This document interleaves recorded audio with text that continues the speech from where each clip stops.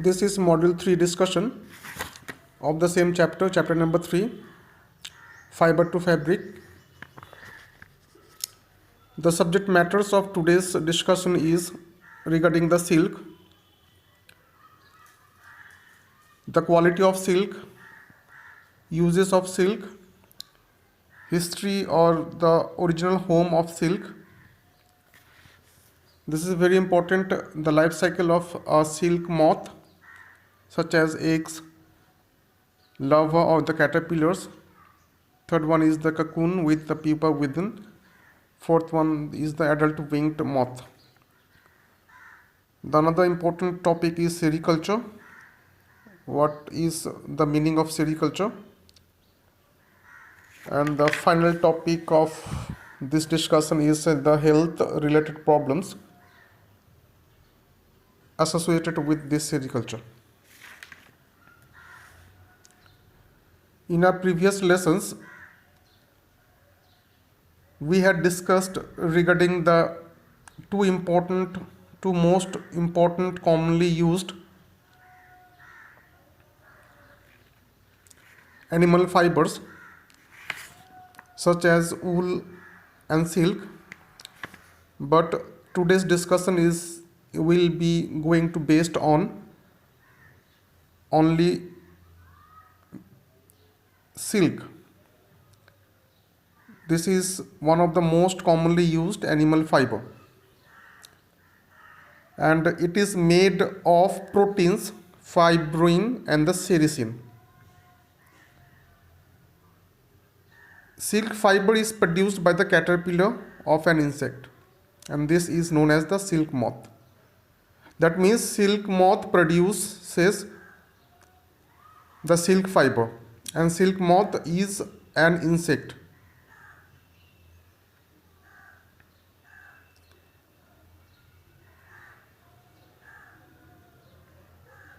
And this silk moth is known as either caterpillar in its earlier period or the adult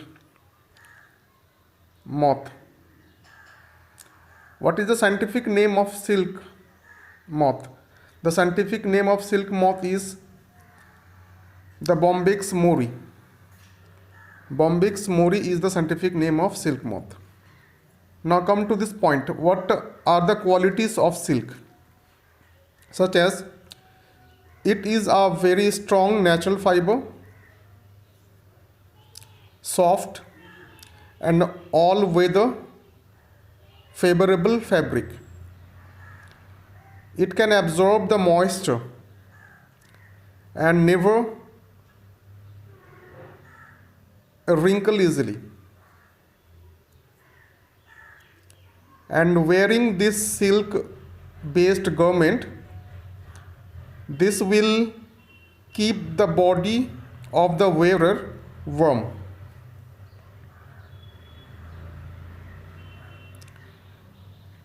This is general information regarding the silk, that if we burn the silk, the burning of silk will give out the thick smoke, but not the flame.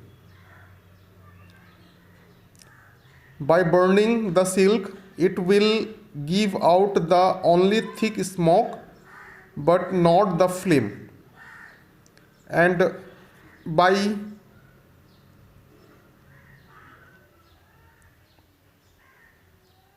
by knowing this, we can easily differentiate the artificial silk from the natural silk. This is the most important characteristic of the quality based silk.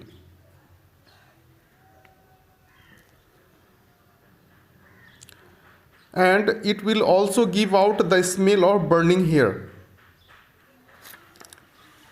Considering these two things, we can easily segregate the silk quality based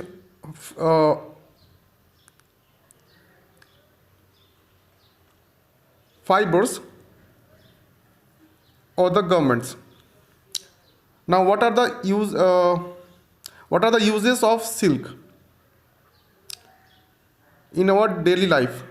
Number one is it is widely used for making the ribbons or for making saris, shirts, neckties, silk carpets, etc. And the silk thread is also used to stitch the sutures, that means wound after surgery. In surgery, to stitch the sutures, silk thread is also used. And it is also used for making the parachutes, fishing fibers, nets, etc. And also it is used by mixing it with rubber to make the tires. Now, what is the history of silk? That means what is the original home of silkworm moth? The answer is China. China is the original home of the silkworm moth.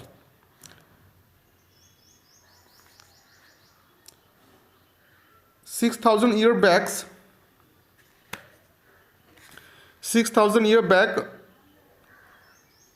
Chinese silk was known as a wonderful fabric throughout the world. Just remind one thing, that China is the original home of silkworm moth. Now it is very important that what is the life cycle of a silk moth. This is the diagram of the life cycle of a silk moth. This is the eggs, from egg the caterpillars, from the caterpillars the cocoon, formation of cocoon, and from the cocoon shell, by cutting open, the formation of adult moth. This is the total life cycle of a silk moth. The life cycle of a silk moth is completed into 4 stages. Number 1, eggs, then caterpillar, 3, cocoon, and last one is the adult moth.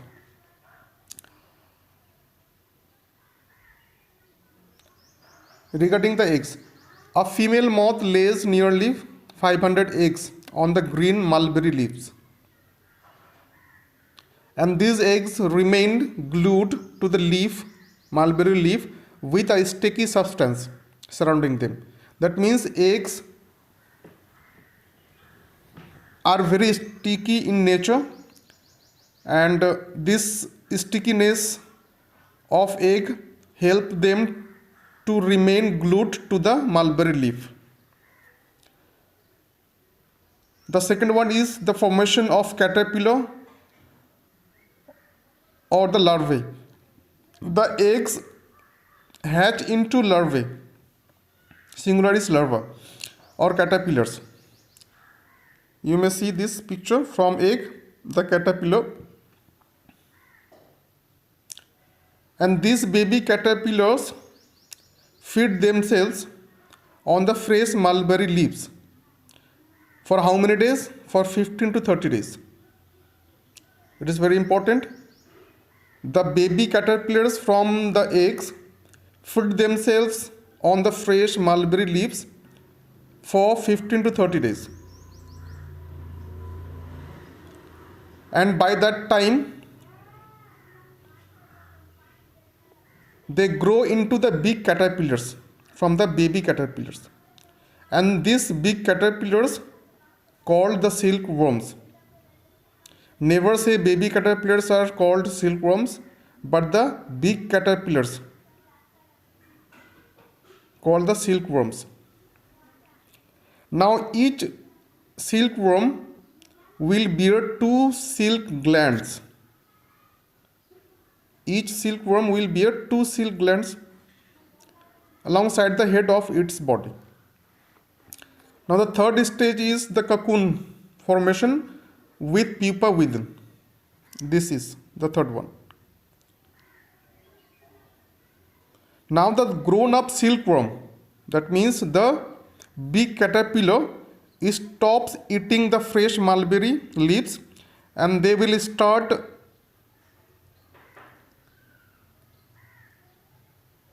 the exuding liquid silk in the air from the glands on its head. Once again I repeat, these grown up big caterpillars or silkworm will now stop eating the fresh mulberry and they will start exuding liquid silk in the air from the glands on its heads by swinging its head all around it.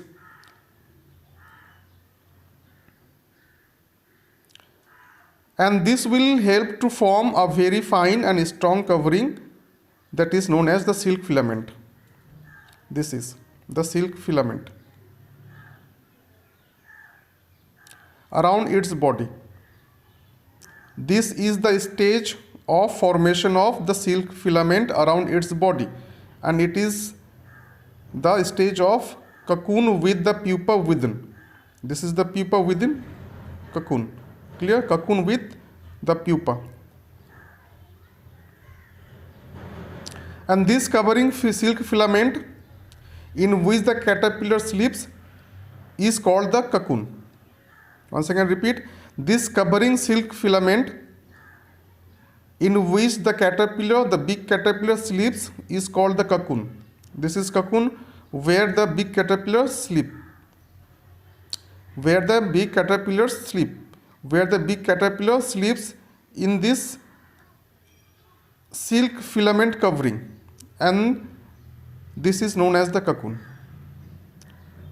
What is cocoon? Cocoon is a silk filament covering in which the caterpillar sleeps.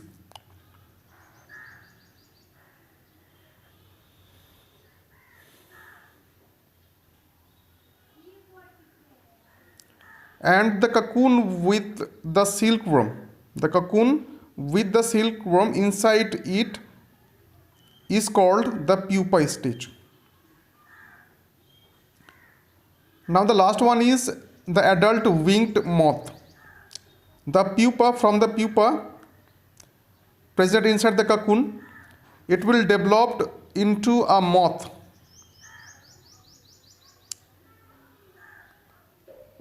along with antenna and the wings.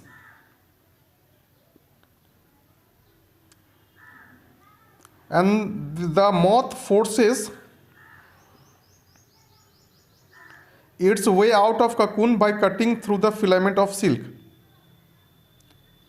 As an adult winged moth.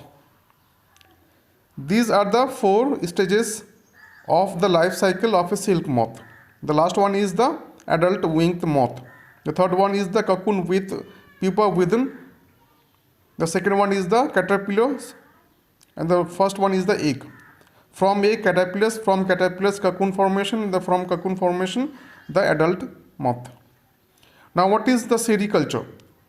Sericulture, it is the process of breeding and the rearing of silkworms for producing improved quality of silk. It is called sericulture. In another term, we can also say that sericulture is also known as silk forming, and it is the scientific way of cultivating better quality of silkworm on fresh mulberry leaves. Now sericulture, almost in every state of India we can see, and there are different sericulture development centers present almost in every state in India. Among them, Karnataka is the state in India. It is the biggest producer of superior quality of silk. This is very important. Which state is the biggest producer of superior quality of silk? Answer is Karnataka. Now the sericulture research center. One is the Mysore is the sericulture research center.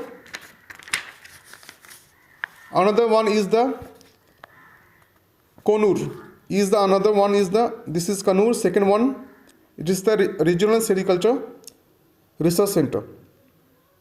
And these two, the Kannur and the Mysore, these two are the renowned and the prominent sericulture development centers in India. Now, what are the different varieties silks, such as number one is Kanjivaram. This is famous. It is famous for its own variety. And the Tosor silk from Jharkhand, having a specialized center for producing this kind of silk. The most three important popular varieties of silk are Tasar, Moga, and the Kosa silk. Now the last topic of today's discussion is what are the health problems associated with sericulture. Number one is the respiratory related problems such as asthma and bronchitis, and the formation of the blistered skin and the peeling of the skin of hands and the feet. Thanks for watching.